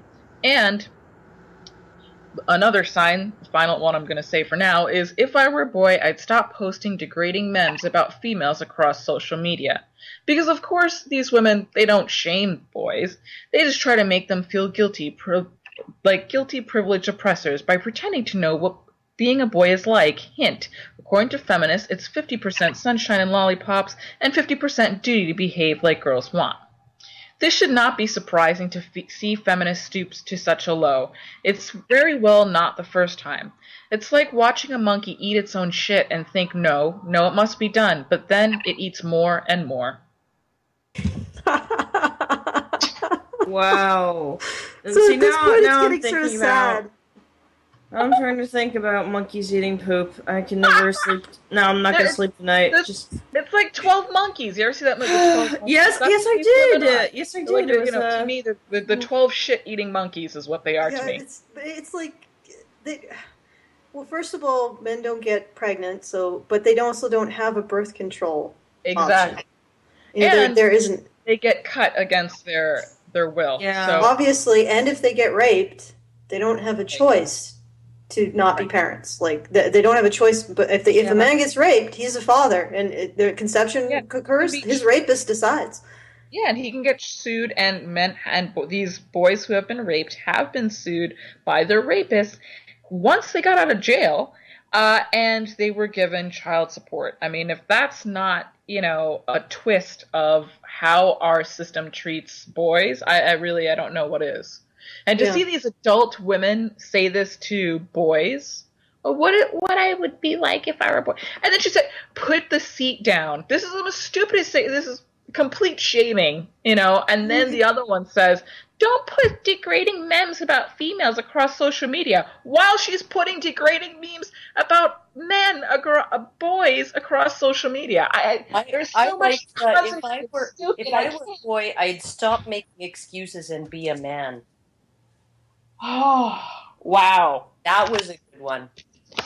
Well, what gets me is some of these, it's more of a indication of the kinds of guys these women have been going with. I mean, I wouldn't assume that buying you a drink means you're coming home with me. It's like, then get better quality men in your life. Well, honestly, the thing is, it's maybe not pick up a guy at a bar. Yeah. Right, or buy your own drink. It's not. I have yet to see a guy buy a girl a drink and then say, "Okay, swing her over his shoulder and toss her out the door." So, I mean, they're not taking responsibility for their part in their dating actions. They're not taking. If you're not interested in talking to the guy, don't get free crap. Like, don't sit there and drink all of these guys' money and then be upset when they think, you're interested in some way. Mm-hmm. Exactly. Yeah, like, don't take a free drink, and then I think what's happening is they take a free drink to say thank you and walk off, and then the guy gets upset. And it's like, well, I would, Right. Yeah. They're sort of entitled to free drinks in the first place. Buy their own shit. Yeah. Why would you think, if you don't, like Crystal was saying, if you don't want to sit there and actually chat with the guy, don't have to have sex, maybe. And this is the other thing. The assumption is that when a guy buys a girl a drink, the sex will automatically ensue. But there's a lot of guys that, even if they find you visually attractive, they have to actually talk to you before they decide if they do actually want to have sex. So it doesn't go from hey, do you want to get a cup of coffee to I want to stick my dick in you. There's a bit of courtship on the male side. It's pretty arrogant of them to assume. It's pretty arrogant of them to assume. Oh, this guy bought me a drink. Oh my god, he totally wants my vagina. No, maybe he just wants to talk to you and see whether or not you're a dimwit, and then go on from there. And buying a drink is a great introduction. Yeah, exactly. They're drinking with the wrong end. That's what it is. Well, I don't know. All I know is I have never had a guy upset that I accepted one drink and then rebuffed his advances after giving him some time to present his case, right? Never ever had a man be upset by that. By just, oh, well, you bought me a drink and I appreciate that and we chatted for 20 minutes and, I'm really not interested, right? That one drink that they buy you, that's just all they're expecting is that now they have a chance to, to get to know you, right? It's not an expectation of sex. This is one of the freaking stupid things about feminism is they've managed to transmogrify the mere act of a man having desire for human intimacy, sexual intimacy, into a sense of entitlement to women's bodies, right? Yeah, there's a lot to unpack there psychologically, I think. Oh, a ton. But the reality is that I firmly agree that if a guy asks you for coffee or offers a drink, that it isn't, and maybe it isn't actually an implicit admission that he wants to have sex with you, but that maybe the option is open if you don't totally totally leave them cold once you open your mouth. So, and actually, that occurs. A funny anecdote sort of occurs to me that related to this. There was a woman on 2X, and if anybody doesn't know, 2X is a forum, a Reddit forum, specifically devoted to women and women's issues, and it can get pretty bizarro in there. But there was this particular thread. Sorry, go ahead. Feministy, you mean? Bizarro. I don't even know if I would call it feministy. It's just misandry. Yeah, definitely a little bit of that, a little bit of just pure dumbass insanity and chauvinism. Oof. Yeah, they were having a winning group of people. Well, I don't want to say they're that bad because I usually get linked to the dumbest shit that they do, the dumbest, most Neanderthal shit that these women get up to. You're just reading it and all you can hear is ooh ooh ooh ooh ooh ooh. Okay, I have a final statement. Go watch. Okay, I think there's a video series right now on YouTube called Girls Are Assholes. And there is a scene that perfectly describes what we're talking about with the interactions between men and women at a bar. What happens is that a guy comes up to a girl and asks, like, can I get you a drink or something? She's like, freaks out and like starts like macing him in the face, like, ah! And then a guy comes up who's really attractive and starts basically explaining how he's been stalking her, and all she just says, like, oh, wow, you seem nice. And he's like, and I know that it don't give the excuse that you're on your period because I already saw that it ended like last Tuesday. And she's like, and then she just smiles, and then she's like, oh my god, she talks to her friend, oh my god, would you forgive me if I just left off? I'm like, oh my gosh, it would be a crime not to. Go on. Get out of here. Yeah, I remember that one. Just, oh gosh, it was terrible. It's like Saturday Night Live's Sexual Harassment and You. Tips to avoid a sexual harassment lawsuit. 1. Be handsome. 2. Be attractive. 3. Don't be unattractive. They forgot the money part. Yeah, have money. I want to get this anecdote out because it just captures it. It's just so perfectly solipsistic. You guys will love it. So they were talking about this woman went to a party with this guy, and at some point during the party, she basically said that they could have sex later in the evening, and then she sort of changed her mind and she decided she wanted to go home with a bunch of other people, and she said, well, you know what, let's have sex tomorrow. And in the interim, the guy decided he didn't want to have sex with her and told her so. He's like, you know what? I'm not interested. Thanks. And you know what the conclusion at 2X was? Was that he was only after her for sex. I have no words for that. Silence. And I've been in 2X, and my brain hurts anyway. All I can say is... I don't go there. I don't know what planet you were on. It's not mine. But the reality is that probably she did something that that completely turned him cold, and he just wasn't interested in sex anymore. But they had translated that into, he was just interested in sex, and he wouldn't wait a single day to have sex with her. He wouldn't wait. He just wanted it then, and then when it was off the table then, and he just had to wait like 12 hours or 24 hours, that was too much, That's kind of stupid. Probably. That's really... Word games are fun, aren't they? All right, guys, we gotta hone this down to our last final things. We've only got 13 minutes left. Under that. All right, we need to focus. I think maybe we should go back to our main topic of discussion, which was the feminist invasion into geek culture. So, okay, thoughts? Anyone? I have a couple questions here for Kat. Go ahead. Okay. What have you seen in regards to this invasion of geek culture from the social justice warriors that we so love? Well, again, a lot of what we've been talking about. This weird idea that cosplayers are these holy unicorns that like you can't even look at them. They're actually like wanting to have rules saying stop staring at me. It's like, then why are you dressed like that? Yeah. They know full well what they're doing. They know full well that they're dressed for people to look at them and take pictures and things like that. Totally. And the other thing is this weird idea that... Okay, sorry, trying to formulate words because I'm kind of passionate about this. The big two, Marvel and DC, are the way they are because they've always been that way. They have their readers. They have their followers. It's something that has worked for decades. They are always going to be that way. They are never going to change. Why even try to change them?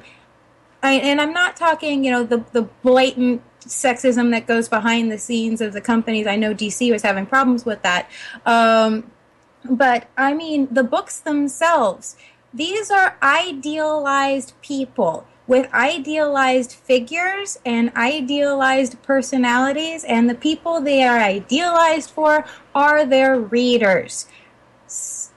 It's this idea that you can change how the women act or how the men act and make Wonder Woman or Batgirl or whoever fit into your little feminized world because you want her to change.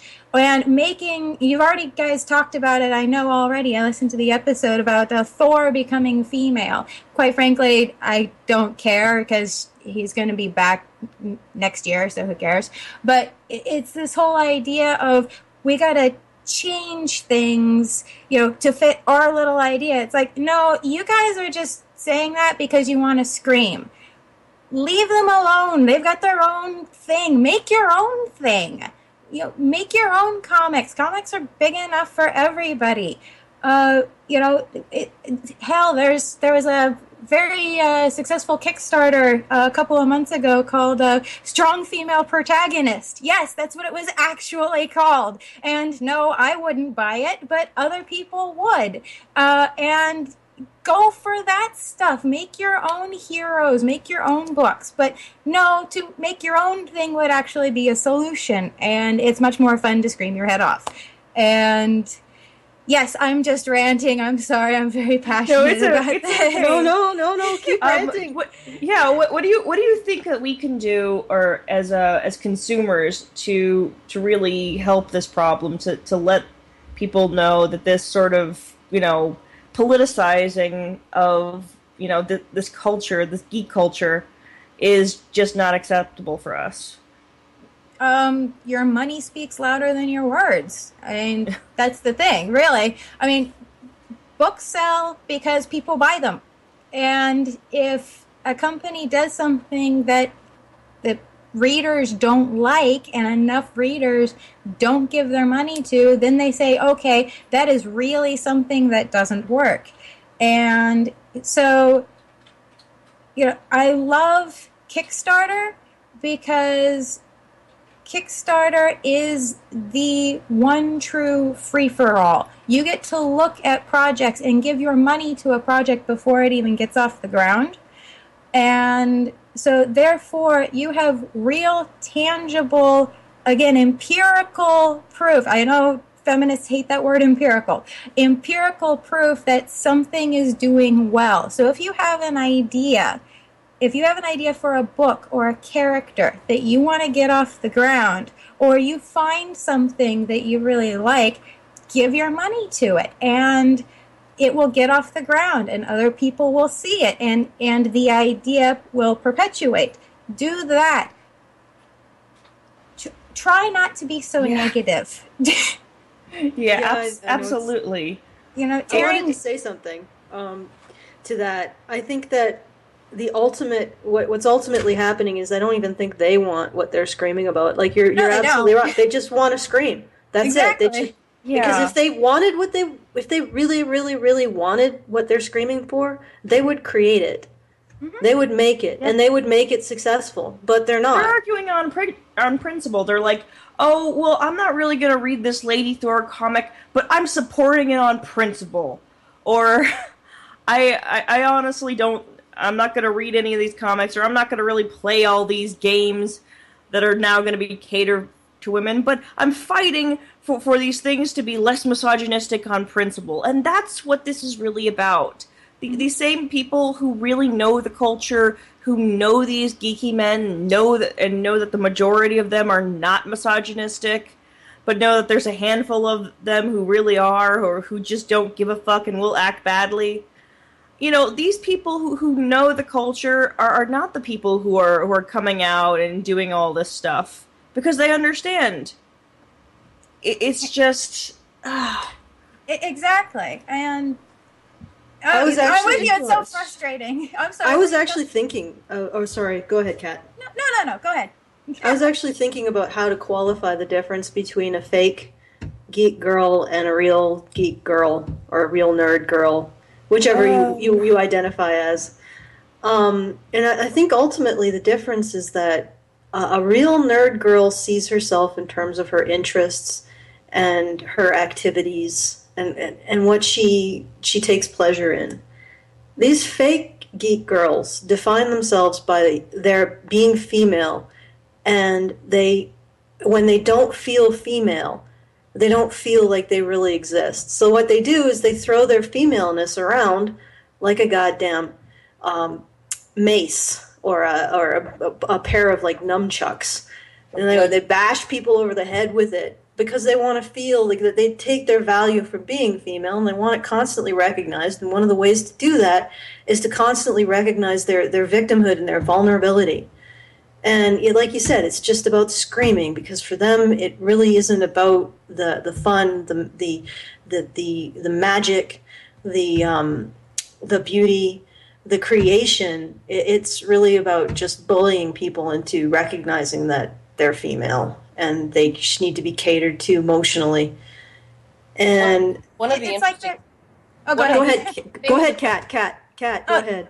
Very quick. I was just gonna say, it's like whenever you see like a 5-year-old, male or female, doesn't matter. If you've ever seen a 5-year-old throw a temper tantrum, and because they weren't getting their way, there's a huge age gap between myself and my brother, and so I would babysit him. And when he was little, he would throw these tantrums just because he could. It wasn't because he wanted to get his way. If he got his way, he'd immediately find something else to throw a temper tantrum about. And that's what I see, these feminists in the industry doing. The second they get their way, they find something else to scream about. Well, that's general insecurity, though. I mean, like, if you tell your kid, your 3-year-old kid, oh, sure, you can ride your tricycle on the roof, right? Your kid's getting his way, right? But he's not feeling like you care about him, is he? He's like, right, I'm 3, and I know this is, like, a bad idea, and my mom is letting me do it. I'll tell you exactly how I deal with 5-year-olds. But, okay, I'll tell you. It's me, most of all about this is that feminists, you always have this sort of contingent of women, and it's a particular kind of woman, the kind that adheres to feminism, the kind that gravitates toward it, but other types as well, right? They want to go where the boys are. But when they get there, they change the environment. They force the environment to change in such a way that the boys don't want to be there anymore. All right, guys, elbows. Okay, Karen, we got to move on because this is guys. Well, I want to thank everybody. Can I get the Utopiates review in? It's really short. We got like 2 minutes. I can get it in within 2 minutes because it's cool. All right. We're gonna talk. All right, go on. Okay, all right. Until I read Utopiates, I didn't realize there was a cyberpunk-sized hole in me hungering for some well-executed urban fiction with a compelling premise. Utopiates is created by Josh Finley and Kat Rocha, with cover art by Salvador Trakel. It follows an unnamed drug dealer, a bespectacled woman only known as that spooky bitch, who may literally be an angel of death, Her product of choice is Utopiates, a drug that allows a person to temporarily experience being an entirely different person. Drug addicts use the drug to improve their sex life, cover for social anxieties, and finally deal violence. One story follows an ex-mercenary formerly employed by a contractor who served while being high on someone else's personality and his attempts to recapture the thrill of battle. Another follows a junkie suffering from isolation who injects the feeling of having a family who loves him. So if you feel a craving for some dark urban science fiction, get a fix of Utopiates. And I want, really quick, Kat, can you tell us where to get that? Sorry, I had to turn my microphone back on. Utopias actually can be found on Amazon.com, or you can order direct from us at 01publishing.com. Okay, great. Go ahead, Rachel. Thanks. Yeah, I'm using the elbows now. Thanks, everybody, for coming, for being here today. Thank you guys for listening. Always enjoy you guys. I always enjoy you, Allison, and you, Karen, and Crystal, and Hannah. In every way. But I'm a little bit. I am the orange frog. Yeah, and I'm out of my element right now, so I'm just gonna finish it up. I've never been good at endings. I'm the orange frog. Thank you, Kat. Yeah, thank you, Kat, for coming on the show and being here and shooting the shit with us and everything. Oh, thank you. This has been a blast. Honestly, I don't have many females around to hang out with, and you guys are all awesome. So thank you for having me on. Oh, it's great to have you. It's our pleasure. And Hannah says, and I will miss you most of all, Scarecrow. Cue ending credits. My heart will go on. Credits.